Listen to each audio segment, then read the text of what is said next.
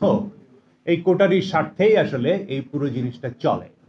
এই যে পরিবহনের ফিটনেস সার্টিফিকেট নিয়ে কথা বলছিলেন উনি, তো পরিবহনের ফিটনেস সার্টিফিকেট কিন্তু সবার আছে, তাহলে এই ফিটনেস সমস্যা এখানেও আছে। আমাদের অনেক উঁচু উঁচু মানে কি বলে যে ফ্লাইওভার হবে কিংবা ইয়ে হবে, কিন্তু যাত্রীরা আসলে কি ধরনের সুযোগ সুবিধা পাবেন, তার স্বাচ্ছন্দ্যের জন্য কি করবেন, সরকারগুলো এখানে কখনোই মনোযোগ দেয় না।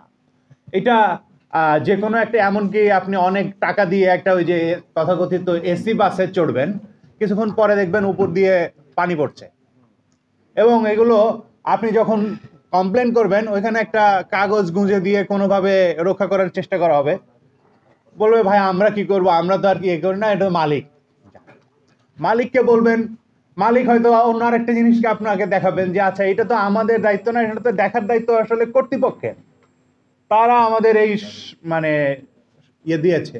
তো কিন্তু ওই কর্তৃপক্ষকে আপনি আর খুঁজে পাবেন না, আপনার একজন সাধারণ মানুষ হিসেবে ওই কর্তৃপক্ষকে আপনি কোথায় খুঁজে পাবেন না। ফলে এই যে এক অর্থে আসলে অদৃশ্য কর্তৃপক্ষ আমাদের সমস্ত কিছুকে মানে নিয়ন্ত্রণ করে, এই অদৃশ্য কর্তৃপক্ষ বাংলাদেশের সমস্ত কিছুই নিয়ন্ত্রণ করত, এবং এই যাত্রী সাধারণের যে সাধারণ অসুবিধাগুলো সেগুলোও সে নিয়ন্ত্রণ করত।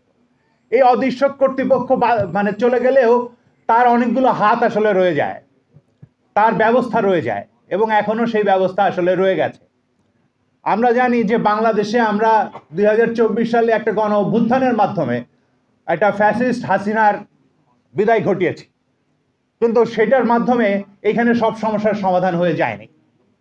যেমন বাংলাদেশের একটা পরিবহনের একটা বড় জায়গা ছিল এখানে, মানে নদী ভিত্তিক পরিবহন, মানে এখানে জলাভূমির পরিবহন। বাংলাদেশে রেল ব্যবস্থার কিন্তু সামান্য উন্নতি হয়েছে বলা যেতে পারে, কিন্তু যে উন্নতি হওয়ার কথা ছিল, প্রত্যেকটা রুটে যে পরিমাণে আসলে রেল ব্যবস্থার উন্নয়ন ঘটানো সম্ভব ছিল, সেগুলো কিন্তু আসলে যাত্রীদের এক ধরনের সুবিধা দিত।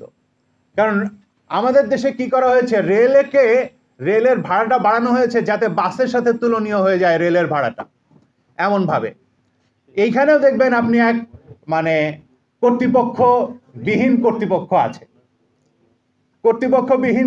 আছে, রেলের ভাড়াটা বাড়ানোর যুক্তি কি ছিল, এটা যখন আপনারা দেখবেন তখন দেখবেন যে বাসের ভাড়া রেলের ভাড়া আসলে পার্থক্য হয়ে যাচ্ছে বেশি, ফলে ট্রেনের লোকে যেতে উৎসাহিত হয়ে যাচ্ছে বেশি, ফলে তারা মানে এই জায়গায় একটা হাত দিচ্ছেন। কিন্তু এইখানে আসলে সারা দুনিয়াতেই, ধরো যে পাশের দেশ আপনি ভারতে যান, রেলের ভাড়া কত এটা যদি দেখেন তাহলে দেখবেন যে বাংলাদেশের চাইতে এখানে অনেক কম ভাড়ায় তারা সুলভে যাতায়াত করছে, এবং ব্যবস্থাটাও অনেক ভালো, এবং সংখ্যায় অনেক বেশি, অনেক রুটে তারা যাতায়াত করছে। তাহলে বাংলাদেশে এটা করা সম্ভব ছিল। অর্থাৎ আমাদের যে চলাচলের বহুমাত্রিকতা, আমাদের এখানে যে পরিবহনের বহুমাত্রিকতা, এই বহুমাত্রিকতাকেও একটা কোটারির স্বার্থেই আসলে একমুখী করা হয়েছে। ফলে এই সমস্ত জায়গাগুলোতে যদি আমরা হাত দিতে চাই তাহলে আসলে দেশের গণতন্ত্রায়নের সঙ্গে বিষয়টা যুক্ত। এবং সবচেয়ে বড় কথা, আমি যে কথাটা বলবো, যে আমরা যাত্রীর অধিকার নিয়ে কথা বলছি যখন, সবচেয়ে বড় কথা হচ্ছে যাত্রীর নিরাপত্তা।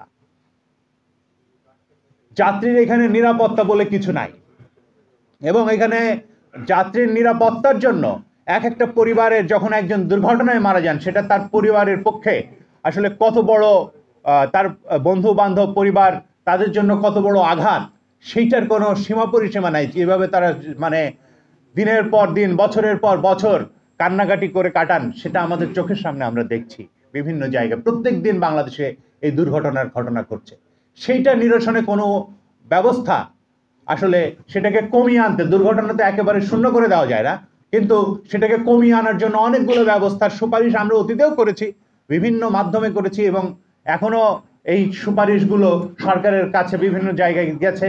এখন বর্তমান সরকারের কাছে আমরা নতুনভাবে এইটার বিষয়ে সুপারিশ করতে পারি, যাতে দুর্ঘটনা কমিয়ে আনার জন্য একটা সুনির্দিষ্ট নীতিমালার ভেতরে আনে।